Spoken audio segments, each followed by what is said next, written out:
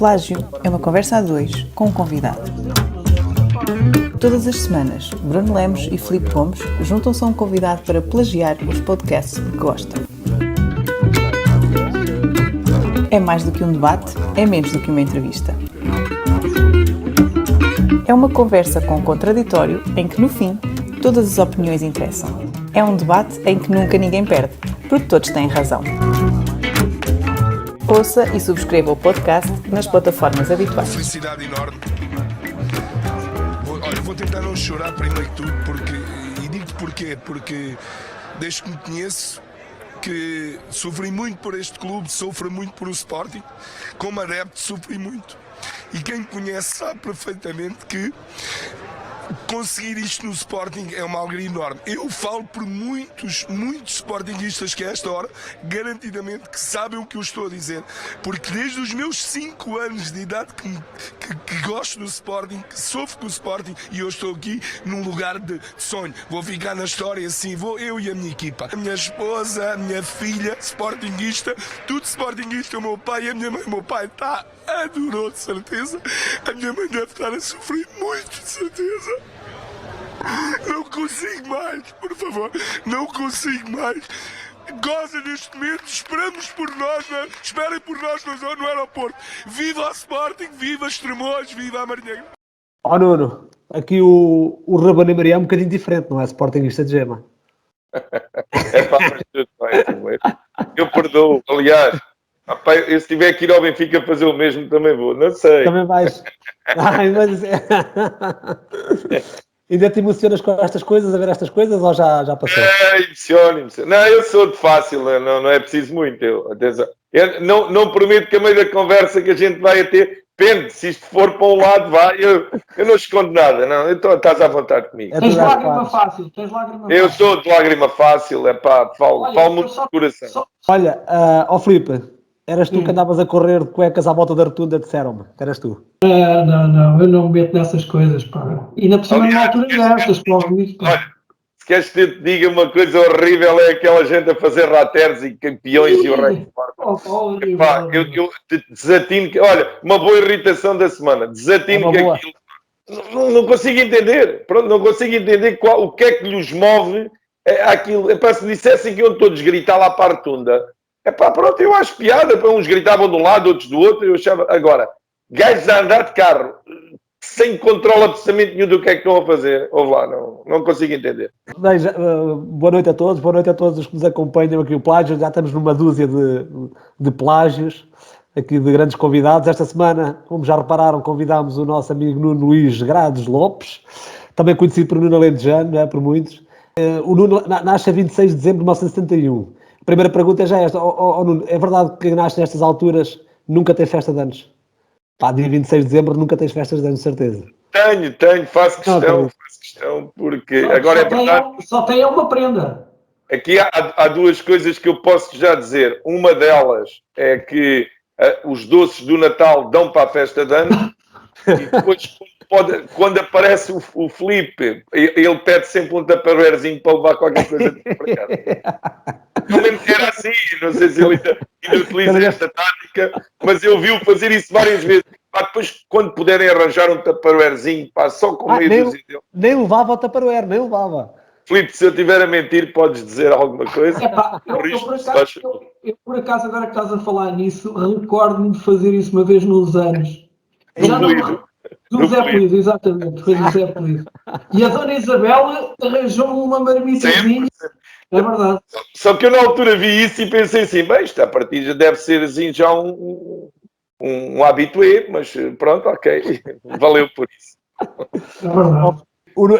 Nós já vamos à parte mais desportiva porque tem muito a ver com o tema que nós escolhemos para hoje, mas não pude deixar de reparar aqui uma coisa. O Nuno é tão sportinguista, que só joga e treina em clubes do Sporting. Sporting Clube Bardense, Sporting Clube de Mar, Sporting Clube Portugal. Tudo o que não tiver Sporting, ou pelo menos Sport, por trás, não tem hipótese de buscar. É verdade. Pura coincidência. Não tem a ver, mas é uma verdade que o verde predomina. É verdade, isso é verdade. Olha, vamos ter tempo para esmiuçar estes bocadinhos todos aqui da parte esportiva, porque, pronto, como estava a dizer, nós escolhemos aqui o tema da liderança para hoje, para falarmos um bocadinho sobre isto, e o desporto tem muito disso, e tem muito, não só no desporto, mas o desporto tem muito disso, e vamos querer falar um bocadinho mais sobre isso. Mas ia começar por outra fase, que é uma fase de rock, de roqueiro,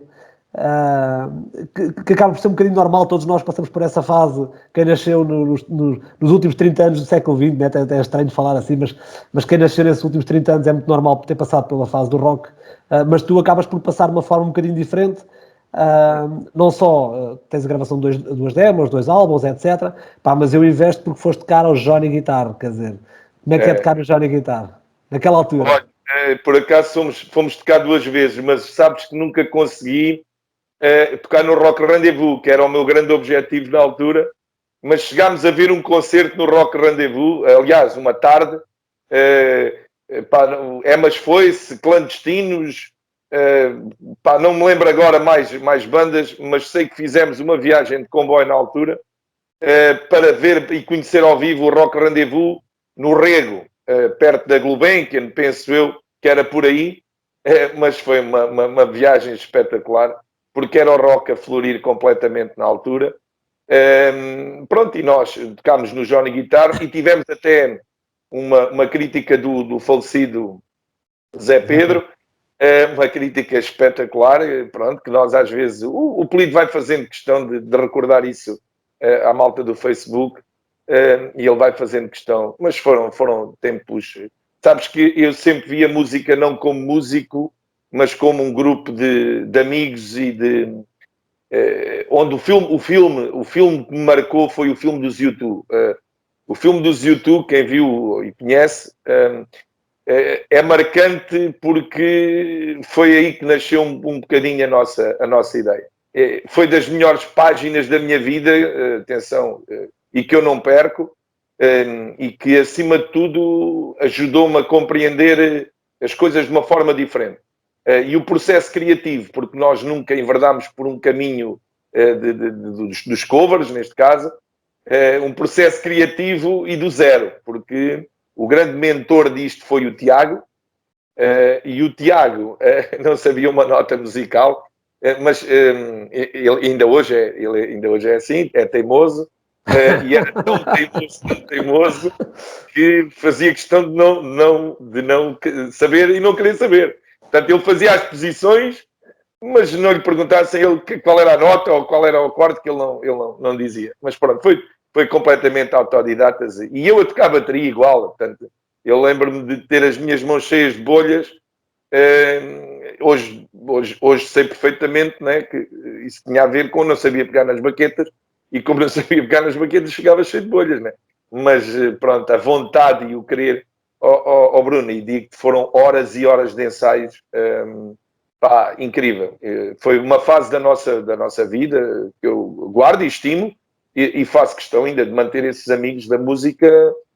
Pronto, o percurso depois da nossa vida vai divergindo, mas ainda hoje faço questão de manter e ter ligações a eles, e até te digo mais, se há alguém que me conhece verdadeiramente na minha essência, é essa malta da música. Não tenho qualquer dúvida disso. Queres nomeá-los?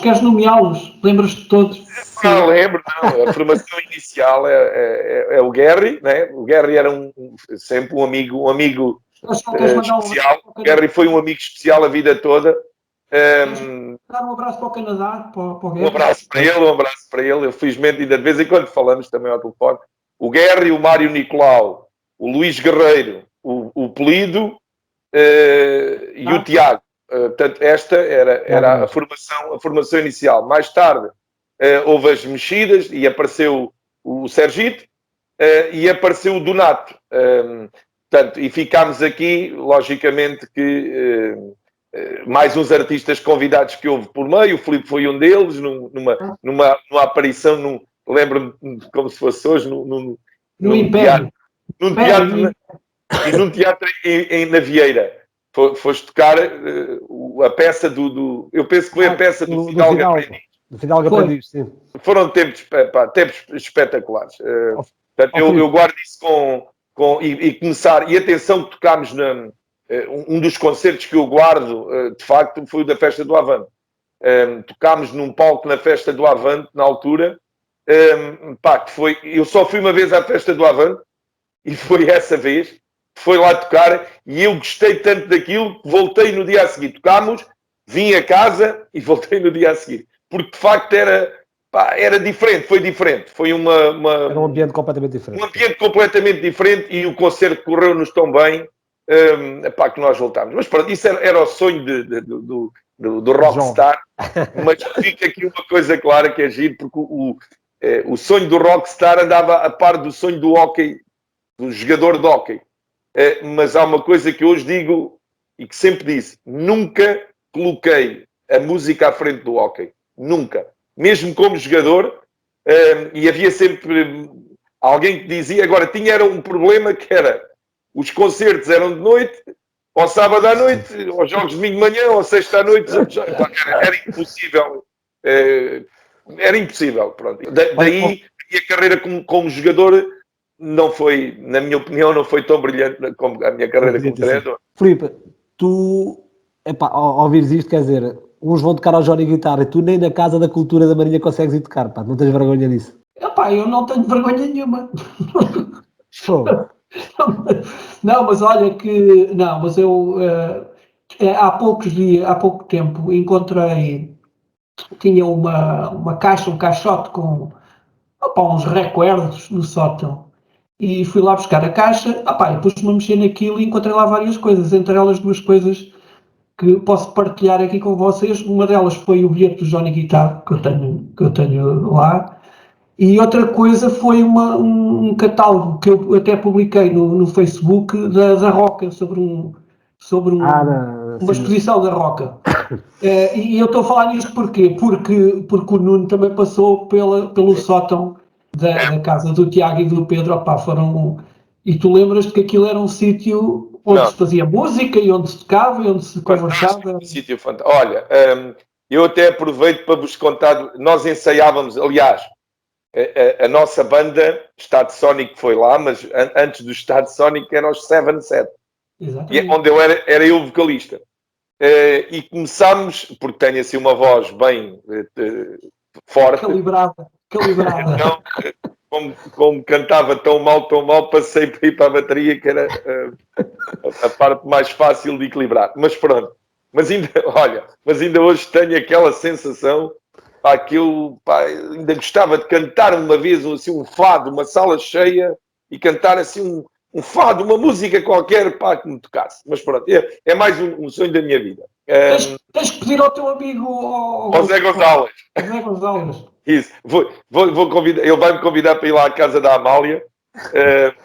E então é aí que eu vou trabalhar um fado mesmo a sério. Eu basta cantar e se calhar faço melhor figura do que alguns que ele convida. Mas para falar do sótão do Tiago, o sótão do Tiago, nós quando começávamos, aquilo era espetacular, porque nós ensaiávamos e nós tínhamos na altura 17 anitos, 16, 17, os primeiros namoros ou alguns namoros.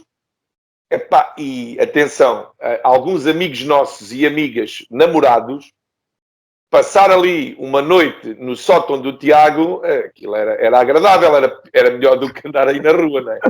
E então aquilo era engraçado porque nós ensaiávamos e cantávamos a noite toda, e a mãe do Tiago era fantástica. Ela passava a noite toda a abrir a porta, que iam sempre entrando gente por aquele sótão.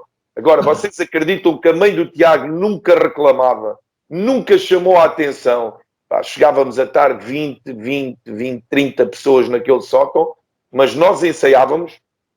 O Tiago tinha uma guitarra muito particular que o fio desligava-se, fazia um contacto e ele dava um toquezinho com o pé no fio. E aquilo tocava a noite toda. E a malta mandava uns beijinhos e umas apalpadelas também. A verdade é esta, não é? E a malta fazia assim umas coisinhas lá no sótão do Tiago. Pronto, e passavam-se ali sextas-feiras à noite, acima de tudo era a sexta-feira à noite. Era fantástico. O sótão e depois a galeria de arte em baixo era uma casa inspiradora. De facto, a casa do Tiago era uma casa inspiradora.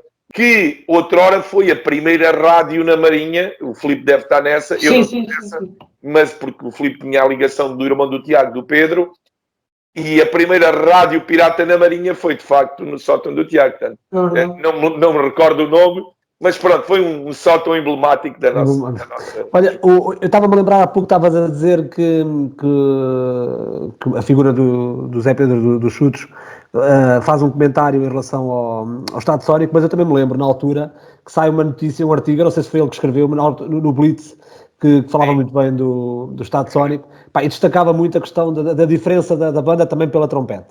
É verdade, sem dúvida. E há aqui uma curiosidade, como é que surge aqui esta particularidade de uma banda de rock ter um instrumento destes? É uma coincidência ou é algo propositado? Era o único músico, era só o único músico. Era a banda da Amirinha. Da Amirinha, aliás, ele tem uma história, olha, eu conto rápido uma história do Guerreiro. O Guerreiro uma vez foi tocar ao pavilhão da Embra e tinha alguma... Pronto, e estava com vergonha de aparecer. E então resolveu fazer o quê? Estava a tocar a banda da Amirinha no pavilhão da Embra e ele resolveu colocar uns óculos escuros. Logicamente que, ao colocar os óculos escuros, era o único que a gente conseguia ver, porque ninguém tinha óculos escuros. Portanto, ele arranjou maneira de ficar bem visível. Era o nosso trompetista. Mas olha, era um grupo de amigos. O Guerreiro tocava trompete e como era um grupo de amigos e ele é que tocava um instrumento, nós fomos incorporando ali o instrumento dele e que, pronto, tinha aquela... caía bem porque, pronto, ele também fazia um bocadinho por isso. E ele, no fundo, ele queria era fazer um solo. E ele, se fizesse um solo de uma música, para ele já estava... Já estava suficiente. Olha, Nuno, vamos passar aqui então para as nossas irritações, para nós tentarmos cumprir aqui minimamente os horários. Tu lançaste 2 desafios, 2 irritações, mas eu escolhi aqui uma que me parece que é mais adequada, até por causa do tema, que tem a ver com... tu irritaste com as pessoas que ocupam os lugares intermédios nas diversas organizações. Ui. Pois. Até porque, pronto, ou seja, acaba por entroncar aqui. Mas não costuma ser que no meio é que está a virtude, não é por aí que... Pelo menos costuma ser isso, ou não? Isso são aquelas frases feitas que eu também não... Também não gostas, né? Eu sou muito... Não gosto muito, tenho que as utilizar, mas a minha irritação dos lugares intermédios tem a ver com uma coisa que é intermédio, né? Não é carne nem é peixe. E normalmente as pessoas que se situam nesses lugares intermédios têm alguma dificuldade em decidir.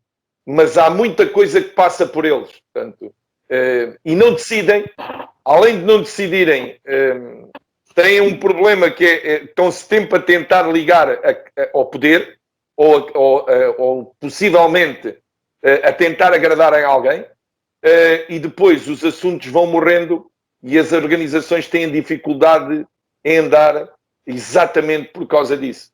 E eu tive a sorte e a felicidade de viver num clube, neste caso, onde isso para mim foi notório. E o grande problema aí que está. É que quem está ali naquele lugar intermédio, e só para teres uma ideia, no caso dos clubes grandes, esses lugares, há muita gente que não consegue chegar acima, porque esses lugares intermédios fecham tudo. E fecham por uma coisinha muito simples, que é eles que têm a chave um bocadinho do poder. E depois não decidem. Como não decidem, as coisas não andam para a frente. E isto passa-se. Atenção que eu não conheço a realidade, por exemplo, da Câmara Municipal e nas empresas é igual. Isto passa-se muito, que é, as pessoas querem, atenção, a gente vai falar com o Presidente, mas eu é que sei como é que vou falar com o Presidente. Portanto, diz-me lá o que é que tu queres, deixa-me lá ver como é que eu me posiciono aqui no figurino, e agora eu vou dizer ao Presidente, mas a conversa é minha, eu é que descobri isto. Portanto, isto é assim uma forma muito simbólica, e o que me irrita de facto são essas pessoas que não é carne nem é peixe. Aliás, hoje em dia no Facebook isso vê-se todos os dias, estão-se sempre a colar às vitórias, nunca se colam às derrotas, ninguém aparece colado às derrotas. Portanto, andam constantemente a tirar o positivo das coisas, nunca, não são genuínos. Portanto, as empresas, na minha opinião, estão cheias de pessoas assim, infelizmente, E isso irrita-me profundamente. Filipe, conhece alguma realidade, algum sítio onde isto exista? Eu não acredito. Tu não deves conhecer, para não. Opa, não, eu não conheço o sítio onde isso acontece. O problema eu percebo, é assim, tem que haver, de facto, tem que haver pessoas, tem que haver quadros intermédios, isso é uma, quer dizer, Claro, óbvio. Isso faz todo o sentido. O problema destas coisas é, às vezes, eu acho que quando as pessoas não estão preparadas para exercer o poder, exercem-no de uma forma discriminatória. E normalmente isso acontece com mais frequência com as pessoas que têm os pequenos poderes até do que aquelas que têm os poderes maiores. Opa, eu dou um exemplo. Eu houve uma altura, como vocês sabem, fui um brilhante jogador de futebol, e cheguei a uma altura que andava farto de jogar à bola por causa dos árbitros. Porque eu pensava assim, epá, eu ando aqui a chatear. Estes gajos, a única coisa que calhar são os frustrados o resto da semana. Chegam aqui ao domingo, têm um apito e fazem aquilo que lhes apetece. Epá, não estou para aturar isto. Pronto. Isto é um pequeno exemplo. E isto às vezes, de facto, não tem razão. Isto acontece às vezes nas organizações. E mina um bocado porque as pessoas querem exercer esses pequenos poderes que têm e exercem-nos sem sentido nenhum. E às vezes empurram as coisas. Sabes qual foi o meu grande problema no Sporting? O meu grande problema no Sporting foi exatamente esse. Houve um dia que o Bruno Carvalho ligou para mim. E o Bruno Carvalho, ao ligar para mim, imagina tudo o que era quadros intermédios. Portanto, esses quadros intermédios todos deixaram de ter acesso. Portanto, o acesso passou a ser direto entre o treinador e o presidente. É caso para dizer que a partir dali a escada virou-se ao contrário. E começam os problemas a partir daí. E depois, para preparares uma equipa, para montares uma equipa, para teres as tuas escolhas, é uma complicação. Portanto, eu felizmente vivi isso tudo. Hoje digo felizmente vivi porque me ensinaram muita coisa. Aprendi muita coisa. Mas é daquelas coisas que tu, apesar de aprenderes, dificilmente contornas, ou seja... Não consegues, é impossível. Pois é, ou seja, não... Olha, eu costumava dizer no Sporting que eu sei que atrás de uma porta estava alguém. E tinham lá uma katana. E eu abria a porta e eu sei que lá estava. E eu ouvia o barulho da katana.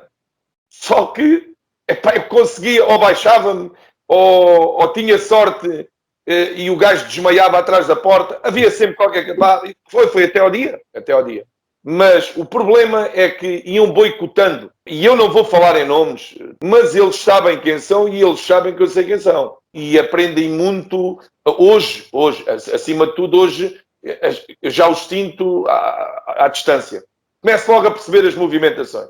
E atenção que nos dias de hoje isto já se passa em clubes até mais pequenos. E sempre que treinador, sempre que não ganha, é um problema. Hoje mesmo ganhando. Muitas vezes, hoje até ganhando é um problema, não é? É, porque depois há os posicionamentos, e os posicionamentos são sempre os mesmos. Porque isto, olha uma coisa, não há muito que esconder, e eu tenho esta particularidade, porque não escondo muita coisa, nem quero esconder, que é, os jogadores normalmente têm que agradar aos treinadores, não é? Só que depois o problema é que aqui nestes intermédios aparecem os tais diretores que depois, a uma determinada altura, como não estão nas mãos dos resultados, vão começar a ter ligações com os jogadores. E quando começam a ter ligações com os jogadores, isto começa a confusão. Portanto, o treinador começa a perder poder e começa a ter dificuldade em fazer uma coisa que é tirar o rendimento máximo dos jogadores. Porque os jogadores não querem, porque os jogadores depois começam a pensar como é que é para o ano e começam a pensar nos contratos. E atenção que, no caso particular das modalidades, não há muitos clubes a proporcionarem a vida a jogadores, não é? E então isto é constante. E hoje em dia, por isso é que hoje em dia, não é eu querer mandar, é eu quero decidir, pura e simplesmente. É importantíssimo para mim tomar a decisão. E a minha decisão até pode ser uma decisão igual à do presidente, ou do diretor, ou das pessoas da estrutura.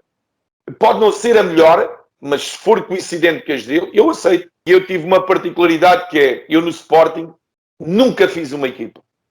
A verdade é esta. Como é que pode ser um treinador não fazer uma equipa? porque eu apareci numa altura do Sporting. Sporting. Da época também, não é? Eu apareci, exato. Mas depois, na época seguinte, foi quando o Sporting foi reintegrado de modalidade oficial. E então aí apareceram... Foi aí que eu comecei a ver como é que tudo funcionava. E eu lembro um jogo que ganhámos ao Porto, e eu lembro nesse dia que eu escolhi não, indiquei que o Girão era o guarda-redes da próxima época, e coincidiu com quem escolheu o Girão. Depois foram escolhidos mais 2 ou 3, que a partida eram para vir, mas depois não vieram. Depois foram vetados uns que eu até gostava, nomeadamente o João Pinto. É giro isto, o João Pinto, eu queria o João Pinto e o João Pinto foi-me vetado. E de repente aparece-me o João Pinto num dia, uma sexta-feira ao fim do dia, que eu tinha que fazer um relatório intensivo para o presidente na altura, para o Bruno Carvalho. E então, onde veio o nome do João Pinto? Eu, para mim, fiquei agradado porque eu queria o João Pinto. Mas na altura o João Pinto disseram, mas nem penses, porque o João Pinto é um complicado, é só cartões, o João Pinto destabiliza a equipa toda, destabiliza tudo e tal. Portanto, isto era a conversa na altura.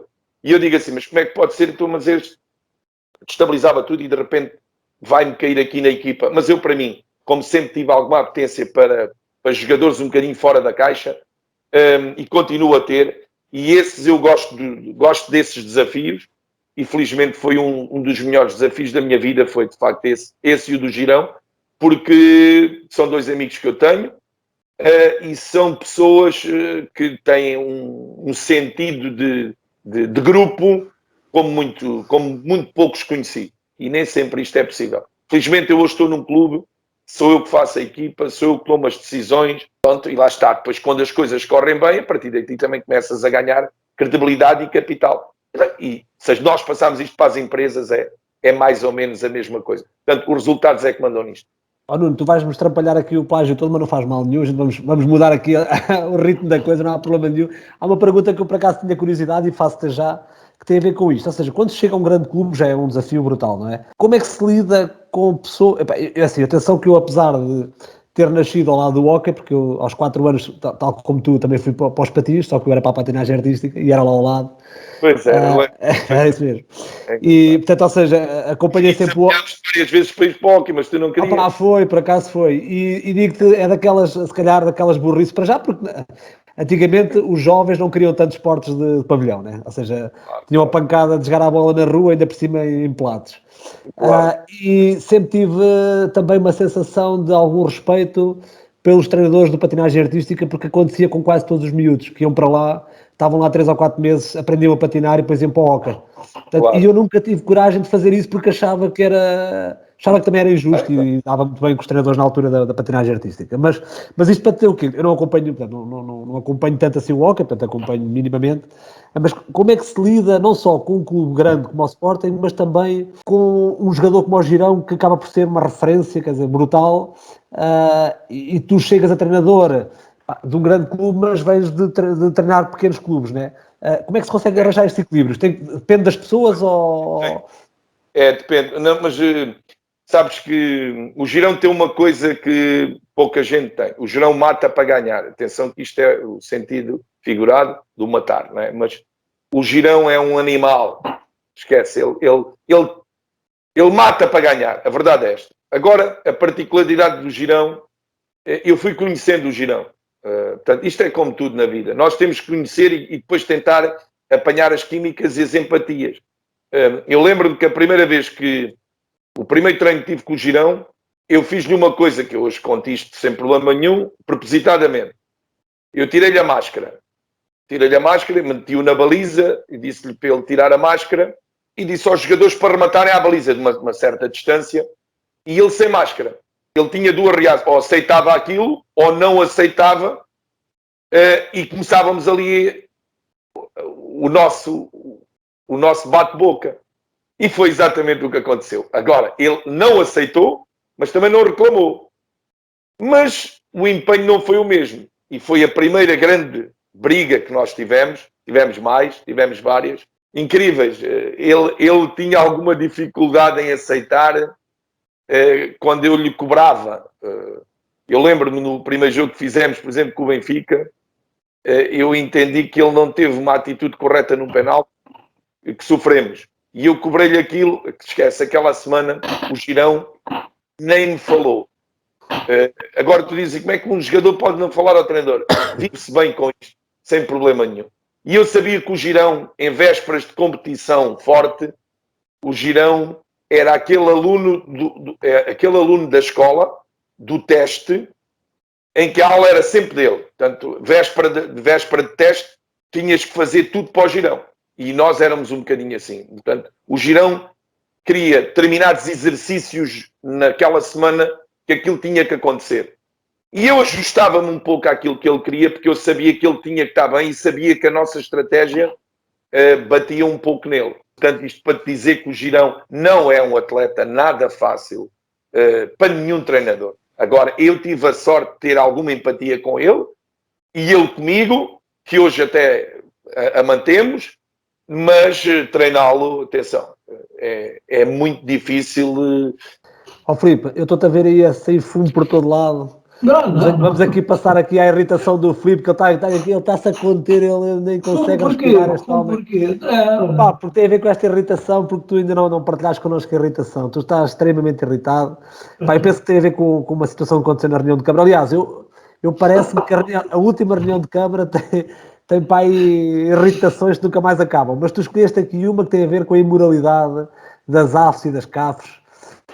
Que já tem assim um travezinho quase de hipocrisia, não te parece? Pois, a questão da imoralidade não é propriamente as AFs e as CAFs, não é? É a forma como elas são assumidas pelo município, ou seja, aquela questão desde que as coisas sejam todas legais, são morais. Isso não é verdade, como nós sabemos. Quer dizer, há muita coisa que a lei permite e que na prática não é moral, não é? Nem é ético, muitas vezes. A minha irritação, aliás, eu por acaso tenho aqui alguma sorte em relação ao Bruno, porque eu na semana em que não sou eu a moderar é sempre quando há reunião de Câmara. E, portanto, eu sempre muito material, nunca mais acaba. Aqui material, mas eu vou-me tentar aqui focar nesta questão em concreto, porque irritou-me e irritou-me porquê? Porque eu não sei se as pessoas estão... Quem nos está a ouvir, que está familiarizado com esta questão do que é que são as AFs e as CAFs, mas isto na prática é um serviço destinado a assegurar às crianças do pré-primário e do primeiro ciclo o acompanhamento antes e depois do período diário das atividades educativas e também quando há as pausas letivas, portanto as férias, não é? Isto na prática é uma espécie de um ATL que neste caso é a responsabilidade da Câmara. E o Estado, como faz habitualmente, o que é que... E, portanto, estas atividades são recorrentes, portanto, e passam de um ano, todos os anos são necessários, não é? Portanto, este ano é ativo, o próximo, por aí fora. E o que é que o Estado costuma fazer nestas coisas? E responsabiliza-se delas, por isso simplesmente, que é subcontratar. Subcontrata, por isso simplesmente. E, portanto... Por isso é que eu digo, quando falo da legalidade, ou a questão do legal e porque normalmente as pessoas assumem que tudo o que é legal, desde que fizeram as coisas conforme o caderno de encargos e tal, e a contratação pública, portanto está tudo bem. E portanto, sendo este um serviço da responsabilidade da Câmara, a Câmara o que fez, é o que o Estado faz habitualmente, que é subcontrata. Portanto, faz um concurso público e normalmente, nestas coisas dos concursos públicos, a gente sabe como é que é a regra, quem é que ganha, quem apresenta o preço mais baixo. O que acontece é que, na prática, este modus operandi, o que faz é que as pessoas são precárias, obviamente, porque, quer dizer, se subcontrata este serviço e as empresas, portanto, não têm garantias que todos os anos é a mesma empresa, não é? Obviamente que as empresas contratam pessoas à medida daquilo que precisam e é evidente que contratam durante o período letivo, depois quando chega ao fim do ano letivo, mandam as pessoas embora, obviamente. Aliás, este ano com uma agravante, porque, e faço aqui um parênteses, porque foram feitos 3 concursos, ou seja, um para cada período. Um concurso para o primeiro período, um para o segundo e um para o terceiro. O que é uma coisa completamente absurda, porque vocês imaginem que quem ganha no primeiro período, depois não ganha ao segundo. Imagina que é outra empresa. Como é que as coisas... Quer dizer, Imagina que depois no segundo, no terceiro também não é a mesma empresa. Quer dizer, ou seja, dois ou três telefonemas resolvem isso. Pois, exatamente. Eu não, pronto, ainda bem que tu estás aí para me dar uma ajuda. Pronto. E, portanto, qual foi entretanto, esta semana, portanto, isto tem andado em alguma discussão sobre isto, porque, entretanto, chegou o terceiro concurso público e, portanto, houve uma entidade que ganhou, porque isto depois candidatam-se empresas e entidades até sem fins lucrativos. E, entretanto, houve uma empresa que ganhou e, portanto, este assunto tem estado em cima da mesa, também por causa da história dos preços que são pagos às pessoas, porque são valores francamente, porque depois, portanto, o que existe aqui é que as animadoras têm que ser pessoas licenciadas e as auxiliares pessoas com o 12º ano. Mas depois os valores que se pagam são valores que nem sequer se pagam a uma mulher a dias. Portanto, e isto é evidente, quem paga são as empresas que subcontratam, mas obviamente que se a Câmara contrata por um determinado valor e o valor é sempre o valor mais baixo, portanto, na prática também está sempre a introduzir aqui um fator de destabilização. E o que aconteceu foi que esta semana, portanto, esta questão foi novamente levantada pela vereadora Lara Lino, que aliás eu faço também aqui um parênteses para dizer que foi a melhor intervenção dela daquilo que eu vi ao longo deste mandato. De facto, eu concordo inteiramente com as questões que ela falou. E chegamos aqui ao que me irritou verdadeiramente. Porque não parece, questões... é muito tranquilo, não te parece não, eu, quer dizer, aqui tenho que manter alguma calma, até porque pus o comprimido debaixo da língua e, portanto, não vou manter aqui algum low profile. Mas o que me irritou foi que a vereadora depois respondeu às questões que foram colocadas a respeito da precariedade com que estas pessoas trabalham e, portanto, e a questão também do preço hora. E a vereadora, com este ploro, respondeu, entre outras coisas, que a opção, e isto eu vou citar, atenção, a opção de contrato de trabalho ou de recibo verde é sempre do trabalhador. Epá, eu lamento informar a senhora vereadora, mas ela esqueceu-se aqui de... Isto não é verdade. Isto não é verdade. Isto não é verdade por duas razões. A primeira é porque, e atenção que eu aqui vou-me...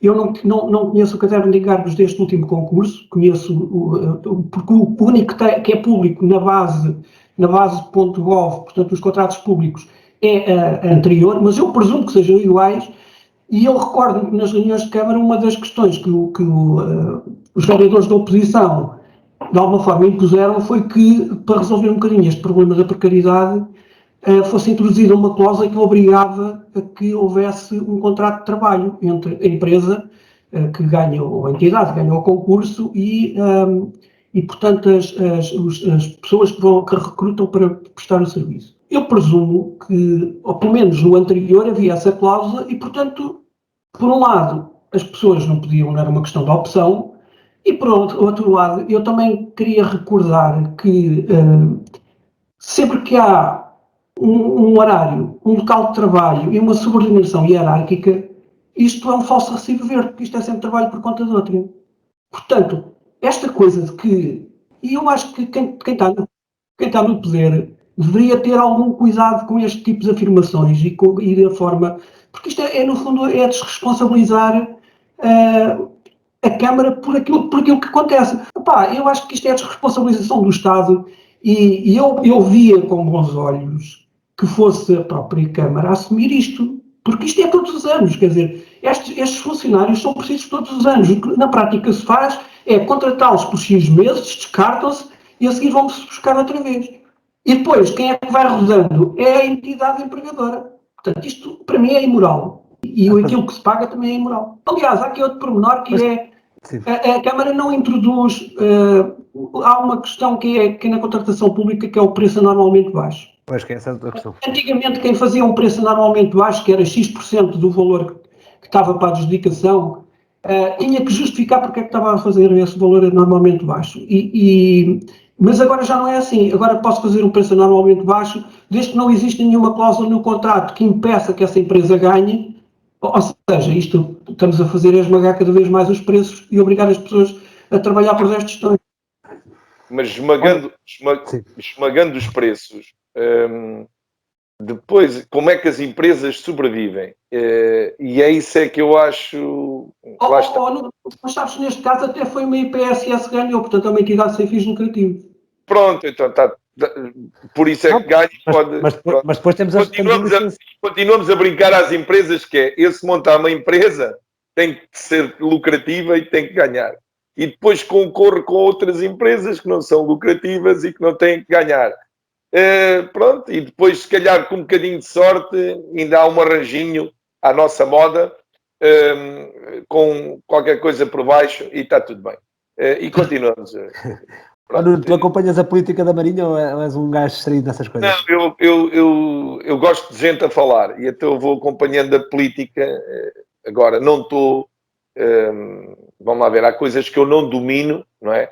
Mas consigo ter opinião quando ouço um lado e outro, consigo ter opinião. Agora, também percebo que a Marinha tem aqui um problema, na minha opinião, que é... o eleitorado é sempre muito dividido. E enquanto o eleitorado for tão dividido, isto há uma grande dificuldade em fazer.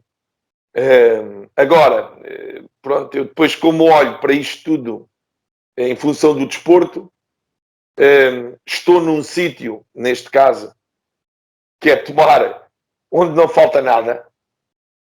E é bom que, pronto, uma Câmara do mesmo partido até da Marinha, e é uma verdade, pronto, o hóquei também é um desporto, não é desporto rei, mas é um desporto bem apoiado. Agora, em termos de infraestruturas e em termos de, sei lá, não falta nada no desporto em Tomar. E atenção que há muitas atividades e há muitos clubes, e vejo aqui na nossa Marinha Grande, assisto a isto com alguma dificuldade. E eu, tantos anos de história, e digo assim, mas o que é que saem atletas da Marinha, saem equipas, há quanto tempo nós não temos uma... Agora estamos na iminência do Sporting Clube Marinhense subir à primeira divisão do hóquei patins. Infelizmente, no ano passado, adulteraram as regras a meio, e o Marinhense não conseguiu... Aliás, pronto, até foi o Tomar que contribuiu para que isso não acontecesse, mas não tem cabimento nenhum, mas isto para dizer que o Marinhense é uma das equipas que está para subir divisão. E espero que suba a divisão. Agora, o tecido empresarial que a Marinha tem não consegue ter mais equipas, não consegue ter outro nível, neste caso, nas equipas e nos atletas. Alguma coisa falha e alguma coisa, na minha opinião, que é a Câmara devia de responsabilizar, lá estamos, Filipe, responsabilizar os clubes a fazerem, neste caso, ou a cumprirem com os seus objetivos, a cumprirem com aquilo que interessa, porque se isto não acontecer, é mais difícil. E eu querias assumir aqui o ploro do desporto, tem um bocado a ver com isso, não é? É, exatamente. Tens aqui uma ideia concreta, tu já vais explicar, tem a ver com a convergência aqui de interesses. Queres-nos explicar um bocadinho melhor como é que isso funcionaria quando tu assumires o ploro do desporto aqui na Marinha? É já em setembro, né? Setembro é já as eleições. Mas olha, Bruno, digo-te que não tinha problema nenhum nisso, e eu defendo um clube na Marinha Grande, ponto final. Um clube com as modalidades, e isto é claro, futebol, hóquei, basquetebol, handball, uma modalidade, neste caso sénior. Eu defendia que havia um clube na Marinha Grande que tinha que com apoio camarário, sem dúvida absolutamente nenhuma nisso, com orçamentos devidamente equilibrados e objetivados, e concretamente a querermos subir de divisão ou queremos estar sempre nas primeiras ligas, onde de facto gastava-se dinheiro, não há dúvida nenhuma, porque sem dinheiro não se consegue, mas eu defendia, mas também dávamos à Marinha Grande uma coisa que nunca teve, que era uma terra virada para o desporto e ir acompanhar. Imagina o que era, como é Braga ou como é Coimbra, por exemplo, nós termos um clube onde nos identificávamos a população da Marinha Grande identificava-se com aquele clube. E hoje ia ver o futebol, amanhã ia ver o handball, depois ia ver o hóquei patins, e estamos a falar de séniores. Agora, todos os outros clubes continuavam a formar jogadores.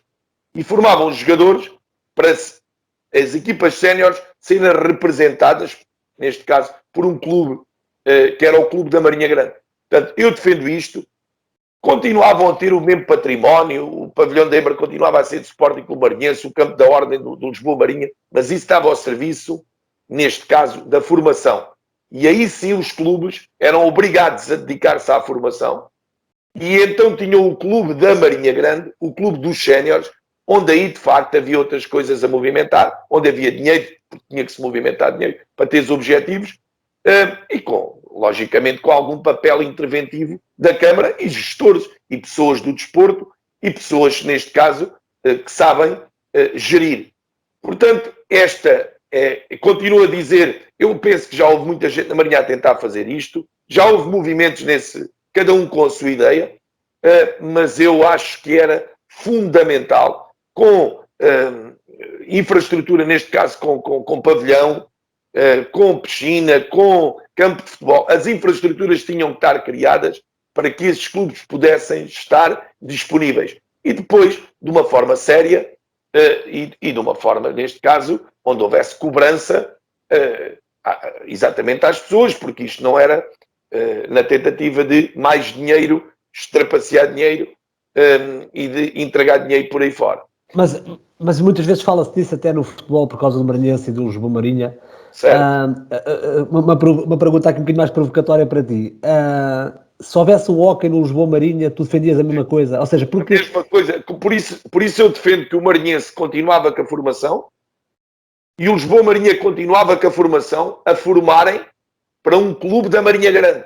Agora, o clube da Marinha Grande não tinha que se chamar Marinhense ou Lisboa Marinha ou Sporting Clube Marinhense ou CIR 1º de Maio, seja quem for. Tinha que se chamar o Clube da Marinha Grande.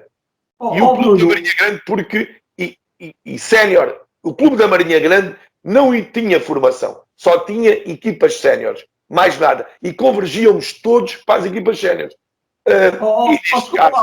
Desculpa lá. Eu acho que o Bruno não estava a perceber bem aquilo que... eu estava a perceber. Ou seja, o que o Nuno diz, ao contrário daquilo que já se ouviu muitas vezes, é que era, por exemplo, havia só um clube na Marinha com futebol, com séniores, e os outros davam formação, tinham a formação.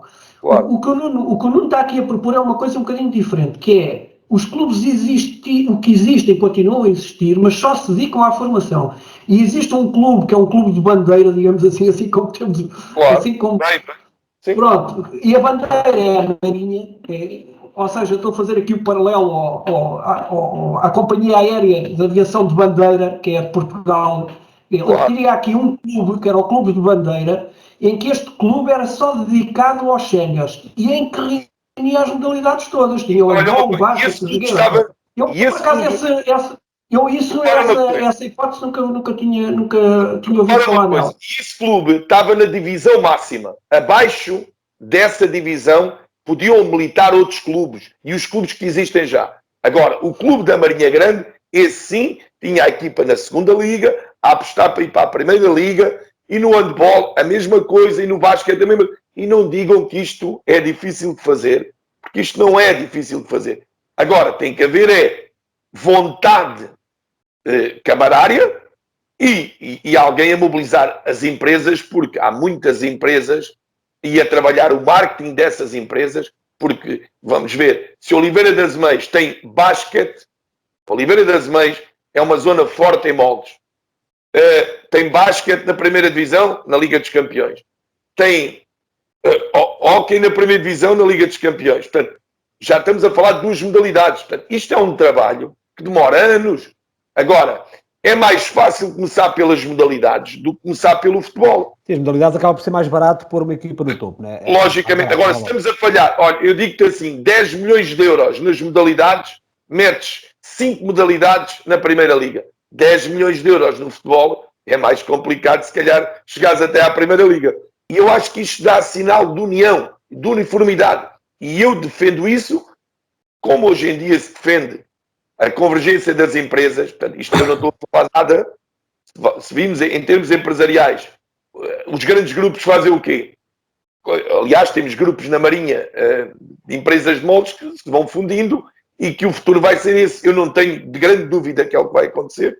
Não serão os chineses a virem-nos cá comprar, ou os espanhóis a virem-nos comprar as nossas empresas todas, mas se calhar temos que ser nós a fundir-nos uns nos outros e para ficarmos mais fortes e para podermos abarcar mais coisas. E eu costumo dizer uma coisa que é, eu prefiro trabalhar com gente melhor do que com gente pior.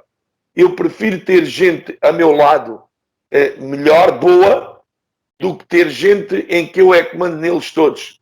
E isto acontece muitas vezes nas lideranças, não é? Agora, atenção, tem que haver quem mande. Quem manda é quem tem o dinheiro. Portanto, não há hipótese de outra maneira. Portanto, quem tem o dinheiro é que tem que fazer que as coisas aconteçam. E contratar pessoas não pode ser por... Filipe, não pode ser como as AAPs e as CAPs. A 3,5€ a hora, né? Ou a 4€. Pelo valor mais baixinho. Porque isto, pelo valor mais baixinho, não dá. Porque o Sporting, para ser campeão, teve que ir buscar um treinador de 10 milhões. Filipe, mas há aqui uma coisa que tu já uma vez falaste aqui connosco, já falámos sobre isso e acho que foste tu que trouxeste esse tema para cá. A Câmara sabe quem é que conseguiu cumprir com os objetivos. É lógico, estamos a falar do ano passado, nem vamos considerar do ano passado porque foi um ano atípico, há aí coisas, até nas federações, ou federações que reagiram bem, reagiram mal, mas nos anos anteriores, antes do Covid, quer dizer, a Câmara sabia quem é que tinha atingido os objetivos. Eu tenho muitas dúvidas. Olha uma coisa, Filipe, eu não te quero interromper, mas eu vou ser rápido. Deixa-me só dizer-te isto, que é assim, é uma coisa tão simples, há orçamentos para cumprir. Olha uma coisa, eu quero subir com o Marinhense à primeira divisão. Eu sei que para subir, vamos fazer contas redondas, o Marinhense para subir à primeira divisão, para militar na primeira divisão, precisa de um orçamento de 200 mil euros. 200 mil euros. Agora, eu digo-te a ti, o clube tem que apresentar à Câmara, imagina que o clube quer 50% desse orçamento. O clube quer 100 mil euros desse orçamento. Portanto, os outros 100 mil euros, o clube tem que os arranjar e responsabilizar-se. E dizer à Câmara como é que os vai arranjar. E a partir daqui, a cobrança fica escrito, as pessoas têm que ir auditando todos os meses a gente vai percebendo o que é que vai acontecendo e nem sempre se vai ganhar. Umas vezes vai-se perder. E há outras equipas também a apostar. Agora, aquilo que eu defendo é que isto deve ser tudo transparente. Se não conseguirem cumprir, têm que arcar as consequências. Isto não há dúvida nenhuma. Portanto, agora, isto não deve dar muitos votos. Isto é mais difícil dar votos porque isto é preciso mandar, é preciso impor, é preciso querer, é preciso confrontar ideias. E isto, confrontar ideias, é muito complicado. Mas eu respondendo àquilo que o Bruno estava a dizer, que eu por acaso era uma questão que eu gostaria de abordar um dia destes. Eu pensei que ele me ia fazer outra pergunta, porque tu falaste aí do tecido empresarial e não sei o quê, e eu aqui há uns tempos também falei aqui de que havia de haver outra responsabilidade social por parte das empresas. E uma dessas formas do exercício dessa responsabilidade social poderia ser, por exemplo, através da aposta no desporto. Claro. Pronto. O Bruno, o que me está a perguntar é uma coisa um bocadinho diferente. É estar-me a perguntar, e isto é um mal do Estado em geral. Não é só um mal da Câmara da Marinha, é um mal do Estado em geral, que é, o Estado acha que distribuir dinheiro por si só é uma coisa boa. Portanto, ou seja, cumpre aquilo que tem que fazer ao distribuir dinheiro. Mas o problema vai muito para além disso. O problema é que tem que se distribuir dinheiro, obviamente, mas também se tem que tirar conclusões daquilo que foi feito. Ou seja, tem que se avaliar aquilo que foi feito. E na coisa pública é muito raro, mas mesmo muito raro, verificar, ou seja, tirar conclusões sobre aquilo que... Porque nós, quando estamos a investir na nossa vida privada, em qualquer coisa, estamos a investir com determinado objetivo. Não é? E, portanto, quando chegamos ao fim, vamos avaliar se aquilo que fizemos valeu a pena ou não o investimento que fizemos. O Estado não tem esta preocupação. E, portanto, não tem esta preocupação muitas vezes porque não estabelece objetivos. E este é logo o primeiro problema. Porque se não existem objetivos, o espalhar dinheiro por si só funciona. Pronto. E o que o Bruno está a perguntar é, e isto também tem a ver com os atuais regulamentos, não só com os anteriores, mas também com os atuais, porque eles nunca contemplam essa avaliação. O que eles obrigam é os clubes a fazer um relatório sobre as atividades que desenvolveram com o dinheiro da Câmara, certo? Pronto. Mas os clubes, eu já fiz relatórios desses, eu sei bem o que é que os clubes dizem, não é? Outra coisa completamente diferente era, porque isto tem a ver com a política desportiva. Assim, depois inventar relatórios. como? E depois vamos inventar relatórios. Claro, a maior parte das vezes os relatórios... Um ano para o outro mudam ali 2 ou 3 coisas e continua. Até pode ser sempre igual, muda-se o número de atletas e pouco mais, isso. Até o número de atletas é importante porque os clubes recebem à cabeça, é X por cabeça, não é? Pois, mas pronto, aqui o problema, para mim, um dos problemas é que de facto não existem mecanismos de verificação se os objetivos foram cumpridos ou não. Porque é assim, o Nuno tem uma perspectiva, a perspectiva que apresentou é uma perspectiva legítima, eu não vou dizer que estou de acordo ou em desacordo. Filipe, eu é sempre para ganhar. A minha é sempre para ganhar. Sim, mas não é isso. Aquela história do desporto porreiro e ninguém se aleijou, eu não partilho dessas opiniões. Certo, eu chamo para ganhar e quer ficar em primeiro. Mas isso é legítimo. Mas por isso tem que haver dinheiro. Agora, é legítimo, atenção que isto na formação não é verdade, mas é legítimo eu pedir isso. Agora, também aceito quem pratique desporto de lazer e patente porreiro, e eu aceito isso tudo. Agora, na minha ótica, eu é para ganhar e para ficar em primeiro lugar. Se conseguir, agora, responsabilizem-me por isso. Pronto, a questão é essa. Tem é que se definir um caminho. O problema é quando o caminho não está definido, tudo aquilo que eu faço é enterrar dinheiro às pasadas, porque mando para ali uma pasada, mando outra para ali, e depois digo assim, não, eu dei dinheiro a este, àquele, ou outro, e não sei o quê. Com que resultados? Não sei, também não havia objetivos, portanto... Nós somos do tempo das jornadas desportivas. Certo. Portanto, já aí era desporto para toda a gente. E o que é que a gente ganhámos com aquelas jornadas desportivas todas?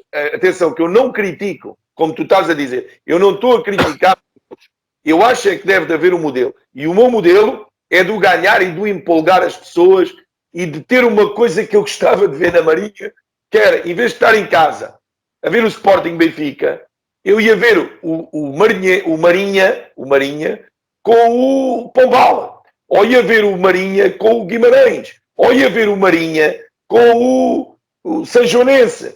E era isto que eu queria. E a gente, olha, vamos cingindo também àqueles que vão tendo sucesso. Tenho sido um deles, felizmente. E há outros como eu, o Gonçalo Batalha e mais outros. E eu não quero estar aqui a individualizar o Saraiva no judo. Eu não quero individualizar porque também parece mal. Mas acho manifestamente pouco para aquilo que a Marinha podia dar no desporto. E nunca vi ninguém, nem nenhum partido, virado para o desporto. Nem vou dizer para a cultura. Porque é uma coisa que depois parece que é... Desporto e cultura parece que é igual. E é que não tem nada a ver uma coisa com a outra. Portanto, esta é a minha bandeira. E um dia que eu deixo a minha atividade desportiva, eu estou sempre disponível para este tipo de coisas. Sempre. E não tenho problema nenhum em avançar e mediar uma coisa destas. Eu já costumava dizer isto ao Filipe, o Filipe sabe que eu digo isto, que é, eu já sei que ninguém me vai convidar para uma organização de nada. Porque eu falto, porque tenho ideias muito próprias, porque pronto, eu sei que é difícil aturarem-me. Mas eu aí também não escondo, eu quando vou logo para presidente, não tem problema nenhum. Eu assumo logo isso de caras e depois convido a minha equipa e a gente faz então uma equipa de trabalho. Portanto, olha, Filipe, vamos ter que dar um ploro a ti também, para que isto está a acelerar a coisa. Mas tem que ser rápido, Tens aqui um ploro. Tu dizes que é o ploro das histórias de desencantar de Hans Christian Caetano. Explica-nos lá o que é que queres dizer com isto, vá. Pronto, isto é uma história, a semana passada ficou marcada por uma dissidência dentro do executivo do PS, que isto é do domínio público, com a saída do partido do atual do Carlos Caetano, para alegadamente, atenção, alegadamente, e de acordo com a informação que saiu nos meios de comunicação social e que, pelos vistos, não foi desmentida, queria ser o próximo candidato do PSD. Então, ao ouvir estas notícias, lembrei-me do Dia da Criança, que entretanto era no dia 1 de junho, e decidi antecipar para uma história de desencantar, porque esta história de facto é assim um bocado É ficção, obviamente, esta história que eu vou contar é ficção, e só vou contar, nem vou pôr assim grandes adjetivos nem nada, é assim uma coisa muito simples. No reino distante, muito, muito distante, num frágil e precário castelo de cartas, viviam uma rainha, um príncipe consorte, que vivia união de facto com a rainha, e uma princesa. A rainha tinha um conselheiro que era uma espécie do cardeal Richelieu, vocês lembram-se do D'Artagnan, não é? Portanto, era um conselheiro que na prática era o gajo que mandava em tudo, não é? O conselheiro queria tomar o trono, não é? E então umas vezes dizia mal da rainha, outras mandava abaixo o príncipe consorte, segundo a versão deste, não é? Até que um dia... Uma classe intermédia. Exatamente. Um dia o príncipe consorte chateou-se e rasgou as vestes, mas manteve-se no castelo. A rainha reuniu com o cardeal Richelieu e expulsou o príncipe dos seus aposentos, mandando-o ocupar os estábulos. Isto depois continua a história por aí afora. Mas isto a propósito da... O que é que isto me oferece dizer? Eu não tenho problema nenhum em que as pessoas mudem de posição, porque isso a vida é mesmo assim. Nós podemos mudar de ideias, podemos chatear-nos com os outros, podemos não concordar. Mas eu acho que nestas coisas temos que ter um mínimo de... Mas nas coisas do Sporting para o Benfica. Isso não. Mas temos que fazer as coisas com o mínimo de dignidade. E eu acho que aqui a questão é, se o vereador não estava de acordo com aquilo que era a política da Câmara, se não estava de acordo com os seus camaradas de partido, eu acho que ele só tinha uma coisa a fazer. Era demitir-se. Demitia-se, ia-se embora, e depois fazia aquilo que entendesse. Agora, eu não percebo como é que as pessoas que não aceitam chateiam-se com a forma como as coisas são conduzidas e de repente aparecem como candidatos de outro partido. Eu acho que este tipo de coisas é que faz com que muitas vezes apareçam estes movimentos que nós odiamos, ou seja, que desprezíveis e que não trazem nada de bom à democracia. Não trazem nada de novo à democracia, nada de bom. E, portanto, eu acho que o vereador, o que tinha feito correto, ainda por cima, porque ele na última reunião de Câmara disse, até elogiou a Presidente por ela ter tomado a decisão de retirar os pelouros, e disse que achou muito bem que eu tivesse feito. Quer dizer, se achou muito bem que eu tivesse feito, tinha-se demitido, quer dizer, ainda por cima ele foi eleito por ser contra aquilo... pronto, a rebelião da forma como foi eleito. Estas coisas fazem-me alguma confusão. E já agora outra coisa, só para concluir, é que ele entretanto lançou o repto, que era uma reunião extraordinária do Executivo, e portanto, para essa reunião extraordinária, refere que essa reunião deve ser transmitida em live stream e deve ser gravada. E diz que deve ser reposta à legalidade porque o regimento da Câmara obriga a que todas as reuniões sejam transmitidas em live stream e sejam gravadas. Ora, eu acho alguma piada a isto, porque tenho escrito sobre isto no Novos Fora Nada e que tenho a mesma opinião que ele tem. E por outro lado acho piada porque ele só agora é que está a reclamar desta ilegalidade, quer dizer, enquanto fez parte do Executivo nunca chamou a atenção para isto. Mas pronto, deve ter lido provavelmente aquilo que eu escrevi, se calhar. Filipe, ainda mais caricato, eu diria mais do que caricato, mas quando a oposição faz uma questão, ou faz um desafio ao Executivo, ele responde na mesma resposta duas perspectivas. Responde enquanto vereador que esteve lá até ontem, entre aspas, não é? Pois. E defende o Executivo, e depois logo a seguir diz assim, mas eu também quero fazer uma pergunta, e acusa o Executivo. No mínimo, eu chamava-lhe só caricato. Ora, tu estavas a dizer... Sim. Desculpem a minha pergunta, mas o salário, mantém o salário ou ficou sem salário? Não, é assim, ele ao serem retirados os pelouros, ele era vereador a tempo inteiro e, portanto, tinha remuneração em função dessa variação a tempo inteiro. Foram-lhe retirados os pelouros, portanto, ele neste momento não pertence ao executivo e, portanto, não tem salário. Sem salário vai precisar, com certeza, de uma moratória. Nuno, imagina tu estás na reta final do campeonato, faltam 3 jogos para acabar o campeonato, estás no Sporting, és treinador do Sporting, e não só vais para o Benfica, como assinas logo para o Benfica, Mas queres continuar no Sporting até ao final. E o Sporting está a lutar com o campeonato com o Benfica. Epá, imagina uma coisa destas, por exemplo. Era giro, não era? Olha, eu vou ser um bocadinho corrosivo e não quero estar contra a pessoa em causa, porque não conheço, atenção. Nem faço... Eu também não estou contra a pessoa, atenção. Não, mas só dizer uma coisa que é assim, isto do caráter tem muito que se lhe diga. Portanto, e não dá para comprar. É uma coisa que nasce com as pessoas. E eu costumo dizer isto que é assim, por isso é que eu gosto muito do desporto, que o desporto tem uma coisa que nós temos que aprender. É no desporto que nós aprendemos a ganhar, a perder e a empatar. E nem sempre é mau perder, nem sempre é mau empatar, como também não é sempre bom ganhar. Portanto, são três coisas que existem e o desporto ensina-nos, de facto, a viver com essas três coisas, dar-nos caráter, vai-nos oferecendo caráter.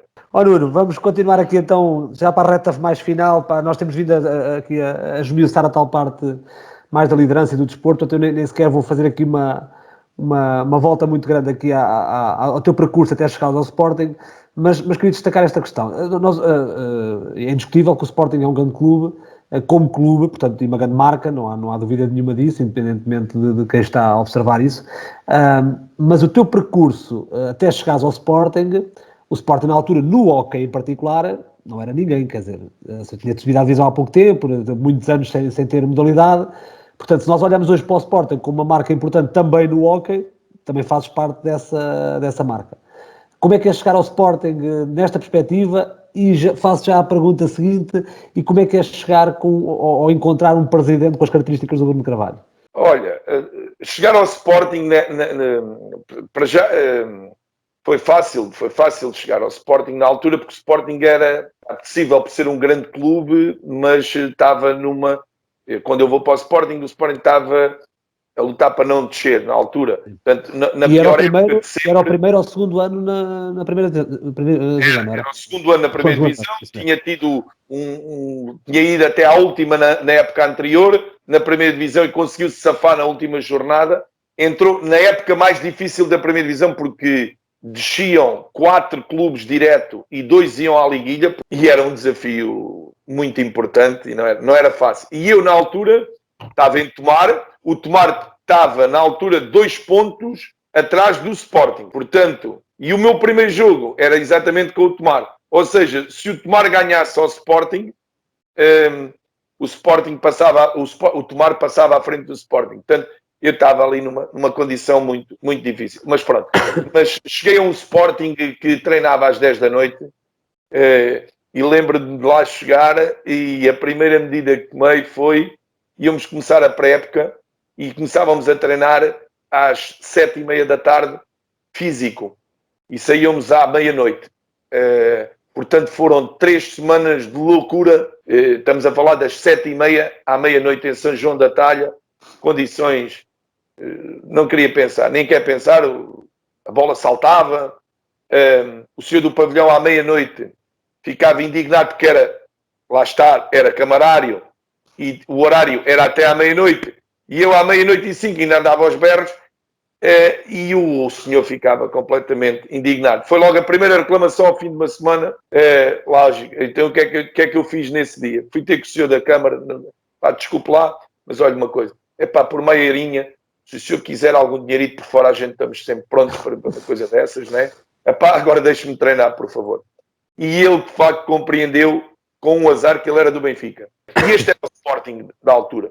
No ano a seguir, o Bruno Carvalho tomou conta, de facto, e integrou o Sporting como modalidade oficial do clube.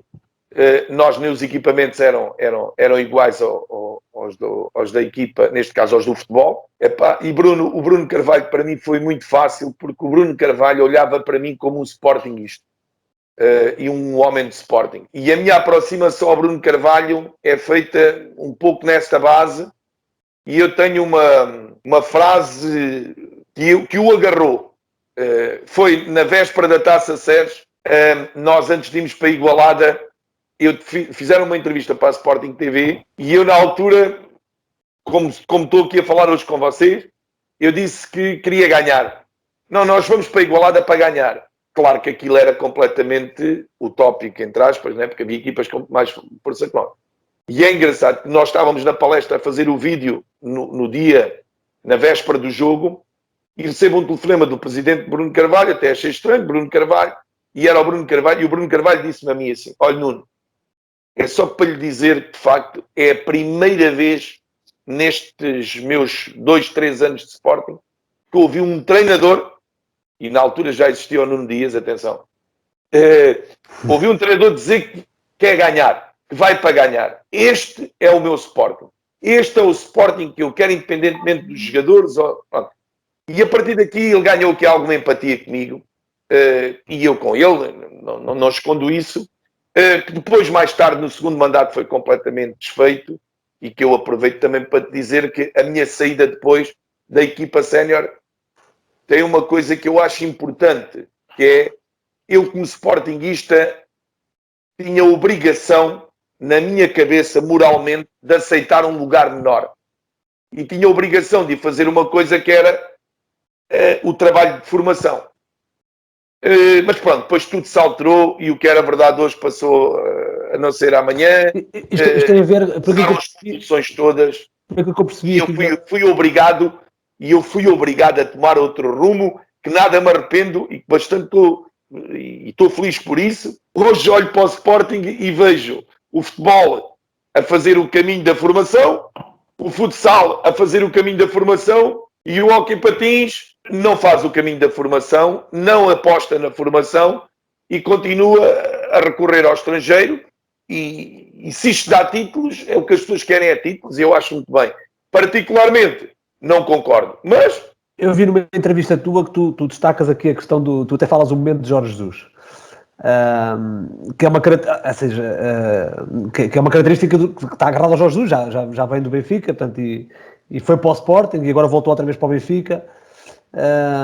E tu falas nessa questão, mas tu falas aqui uma coisa curiosa que tem a ver com o tema da liderança, que é, há uma aposta brutal de um clube num treinador, portanto, do Jorge Jesus, com tudo o que acarreta, portanto, a questão financeira não só, mas depois essa aposta, apesar de ser só para o futebol, ela depois espalha-se pelas modalidades todas.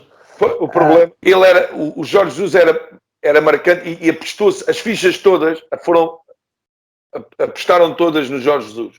E as pessoas que mandavam no clube começaram a acompanhar, eram muito presentes e começaram a acompanhar os treinos do Jorge Jesus e a forma do Jorge Jesus trabalhar.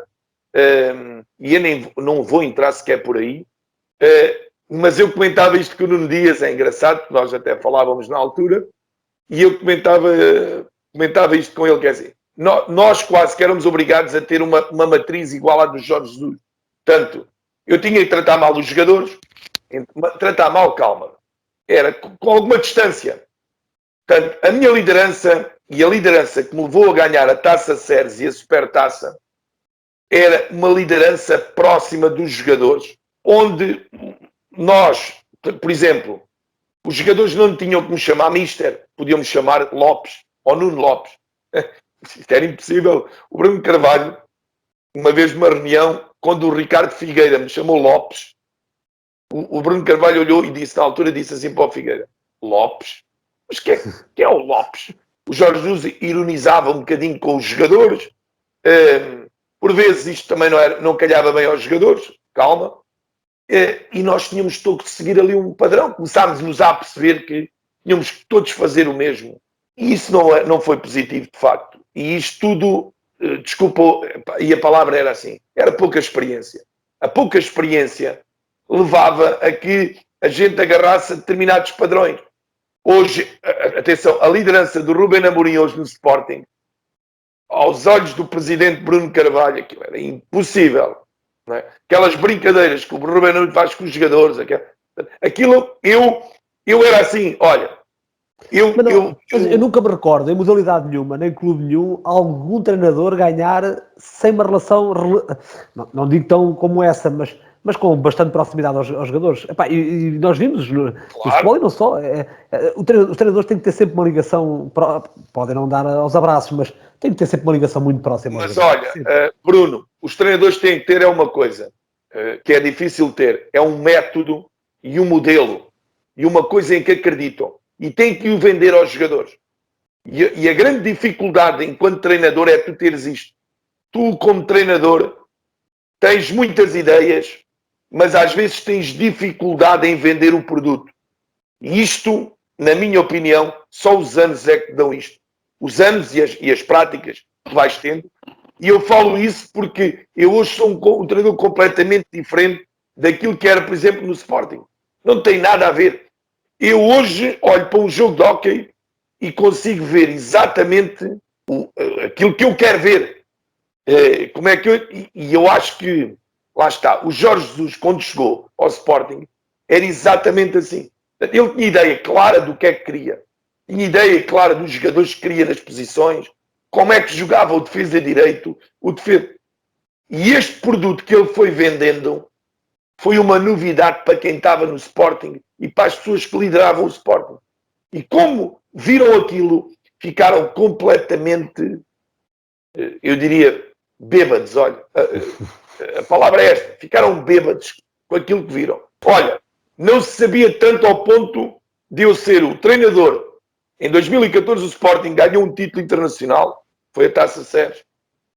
O prémio Strompe do Jorge Jesus é meu. Portanto, se estiveres com o Jorge Jesus, pede-lhe porque aquele prémio é meu. Até lá bem como é que o Sporting era e não me conseguiram dar o prémio.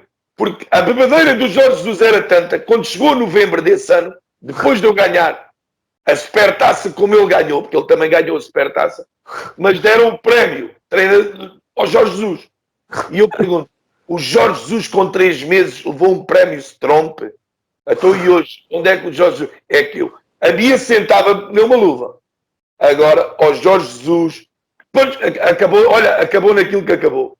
Oh, Nuno, mas na tua opinião, quais são as características principais que fazem com que... Estou a falar não individualizando, no Ruben Amorim ou em ti, mas as principais características de um líder, de uma boa liderança. Olha, falar a verdade é a coisa mais importante que um líder pode ter. É falar a verdade e dizer as coisas como elas são.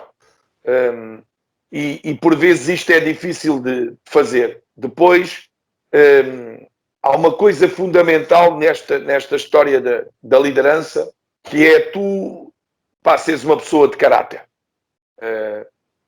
Teres alguma ironia.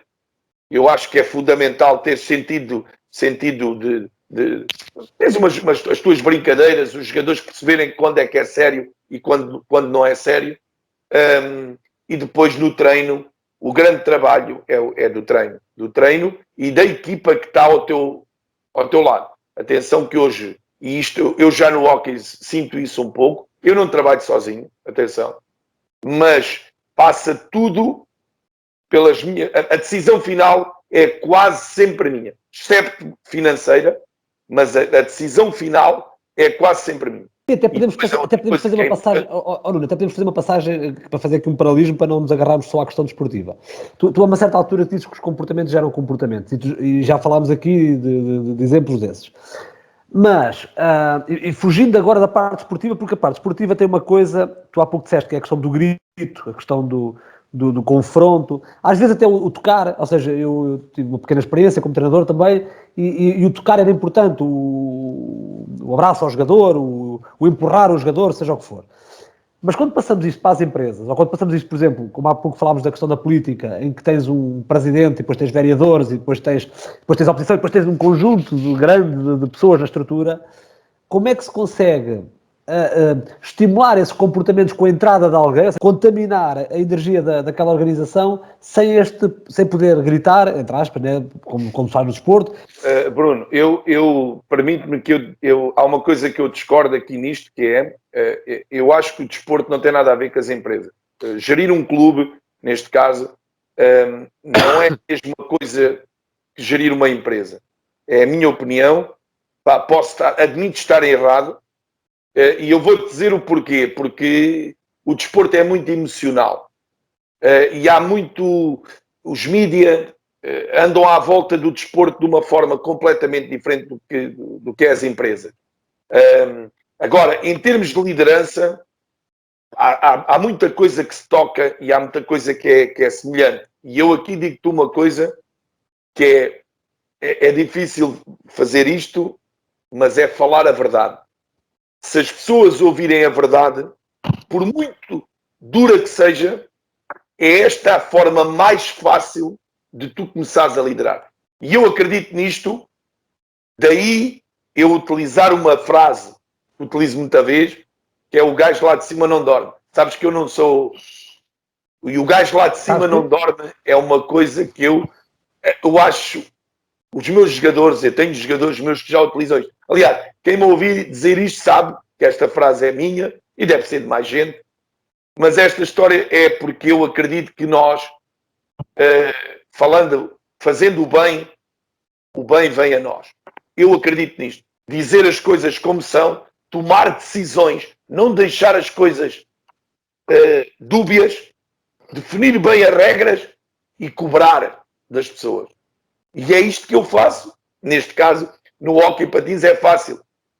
Eu tenho para teres uma ideia, eu tenho eu tenho três modelos defensivos e 5 modelos ofensivos. E os jogadores da minha equipa que não fizerem ou não cumprirem isto, na minha equipa não podem jogar. E eu tenho que lhes chegar ao fim ou no final da época, ou numa determinada altura, e tenho que lhes dizer a verdade. E tenho que dizer, olha, eu gosto muito de ti, tu és muito bom jogador, mas para a minha equipa não serves. E eu costumo dizer assim, eu, Nuno Lopes, jogador, não jogava com o Nuno Lopes, treinador. Não tinha qualquer hipótese de jogar. E isto tem que se dizer na cara das pessoas de forma clara e direta. E depois tem que ser assim. E terminou aqui a tua vida, epá, e agora tens que ir procurar um clube onde tu possas jogar. Ora, eu concordo com as empresas têm que se fazer o mesmo. Pois, mas é que eu concordo com essa perspectiva. Tu há pouco disseste que as empresas, gerir uma empresa ou comandar uma empresa diferente da parte esportiva, portanto, e essa é uma grande diferença. É que tu, anualmente, pelo menos é um ciclo do desporto, está perfeitamente definido, é um ciclo desportivo anual, tu anualmente escolhes, preparas-te, treinas e tens o resultado final, e se a coisa não funcionar, metade da equipa vai embora, entre aspas, estou a exagerar, mas e outra metade entra. Tu nas empresas, tu tens de ter esses ciclos e provavelmente não sai ninguém, ou alguém vai saindo pelo caminho, mas se calhar é uma ou outra pessoa, e tu vais ter que lidar dentro da mesma empresa ou dentro da mesma autarquia com pessoas provavelmente têm ideias completamente contrárias e tu sabes que não os podes mandar embora. Bruno, ou dificilmente os podes mandar embora. Eu sei, Bruno, mas eu digo-te uma coisa, porque as regras não estão definidas. Porque se tu definis as regras, tu vais começando a apertar o cerco. Eu costumo dizer isto, não tenho problema nenhum. Imagina que há um funcionário qualquer, por defeito, não cumpre minimamente as regras que estão definidas. No seu posto de trabalho, tu tens que o confrontar de imediato. Agora, eu digo-te qual é o grande problema. É que a maior parte não define as regras. E as regras é mais ou menos qualquer coisa. E depois vamos-nos ajustando e vamos-nos agarrando a determinados feitios das pessoas. E isto não pode acontecer. E eu não tenho dúvida nenhuma que as empresas e os clubes que têm sucesso têm a ver com a sua organização, ponto final. E a organização implica regras. Não há nada... Agora, não é ditaduras, nem é eu é que sei, eu também erro e eu também falho, mas há uma coisa que eu tenho que fazer, é tomar decisões. Agora, se eu chegar ao meu posto de trabalho e meto os 5 gajos a trabalhar e vou para a internet o dia todo, mais tarde ou mais cedo aquilo vai dar confusão. Não tenho dúvida nenhuma. E isto a gente sabe que, infelizmente, isto passa-se muita vez que é assim. Olha, os gajos estão a trabalhar, estão entretidos, aquilo está porreiro, até está a produzir, e eu, como chefia intermédia, eu sabe o que eu vou fazer e vou-me estar aqui agora o dia todo a brincar aos computadores. E depois, no dia a seguir, alguém me pede responsabilidades e eu começo a inventar e começo-me a espalhar ao comprido. Né? Mas eu até estou no meu posto de trabalho, ninguém me pede responsabilidades. E para mim está tudo bem. E é isto aquilo que se passa mais nas empresas, infelizmente, em Portugal. E isto é verdade, é que ninguém não há responsabilidade. Bem, então, se entrarmos na função pública, meu Deus, responsabilidade é lá. Nem vamos entrar por aí, senão estávamos aqui o resto da noite. Nem vamos entrar por aí, porque, não vamos chatear aquele senhor que já tem 30 anos de casa, pá, que aquilo fazia-se sempre assim. Agora vem este gajo com os computadores, está doido da cabeça, ok? Eu sempre fiz assim, vou continuar a fazer. Só me faltam 5 anos para me ir embora, deixa-me andar. E isto, pronto, estamos entregues a isto. Nos clubes não funciona, porque esses 5 anos vai ter que ir fazer noutro clube qualquer, que aquilo já não faz, ali. Nuno, tens aqui uma sugestão, é nessa reta final, vamos aqui passar para as sugestões. Tens aqui uma sugestão, plágio ao vivo numa sala ao ar livre perto de si. Como é que isso funcionaria? O que é que tu sugeres melhor? Não, eu sugiro, sabes porquê? Porque eu devia ter começado assim, em agradecer-vos o convite que vocês fizeram, e deixei exatamente para esta parte, que é agradecer-vos o convite que fizeram e a forma como falámos aqui de várias coisas ao mesmo tempo.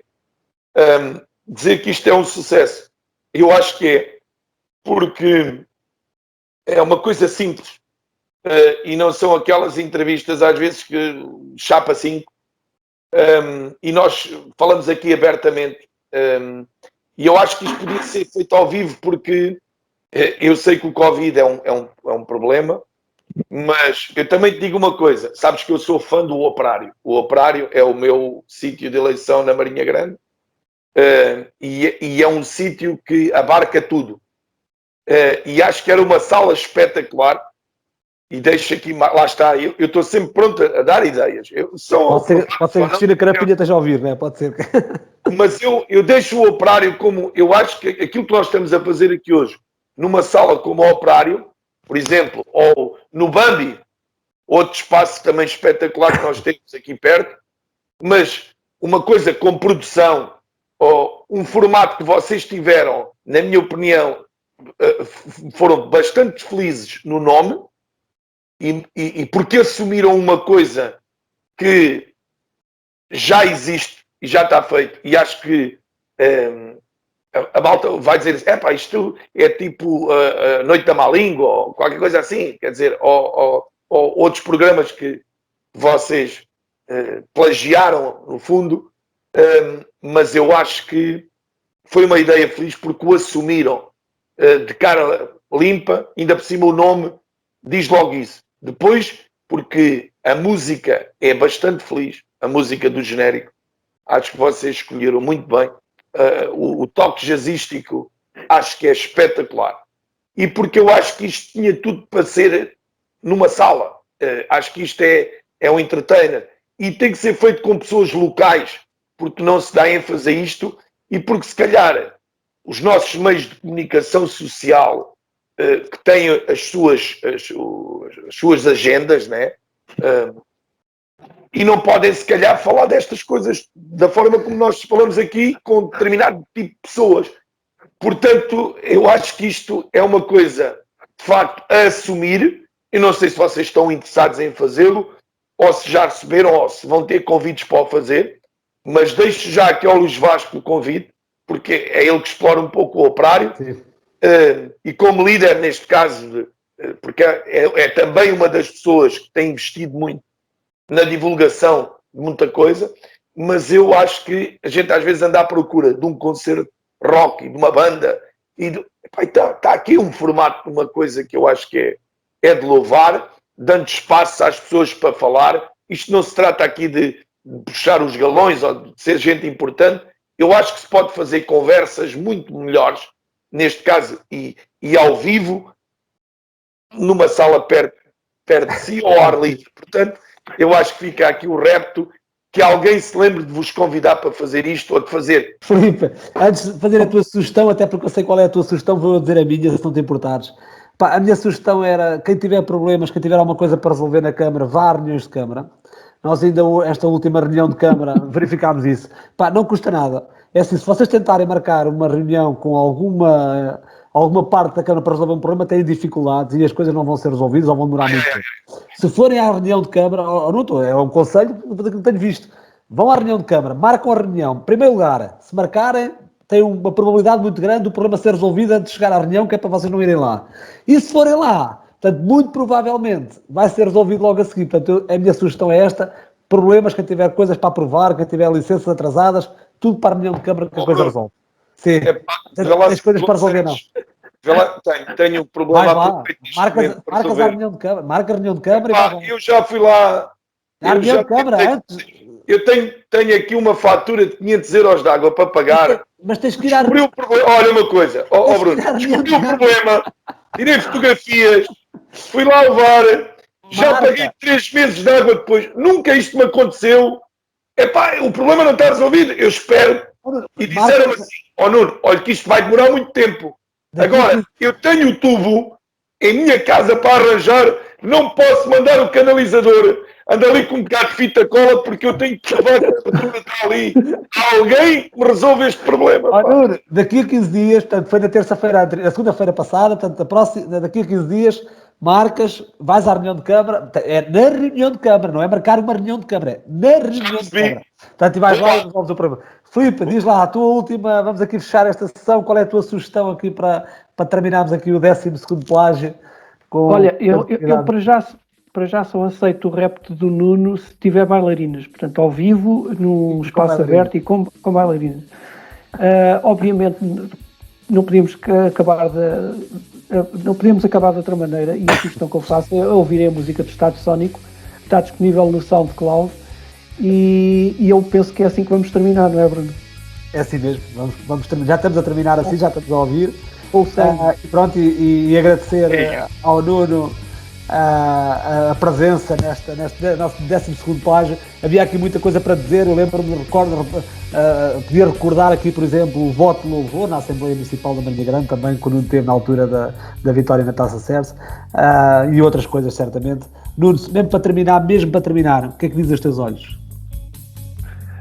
Dizem que estou feliz por estar a falar com vocês, por partilhar muitas ideias que me vão na minha cabeça e por falar em 3 coisas que eu gosto muito, que é o hóquei, que é o Estado Sónico e que são os amigos. Muito obrigado, Nuno, por a tua presença. Obrigado, Filipe. Cá estaremos para a semana com um novo convidado. Muito obrigado a todos. Adeus. Tchau, obrigado.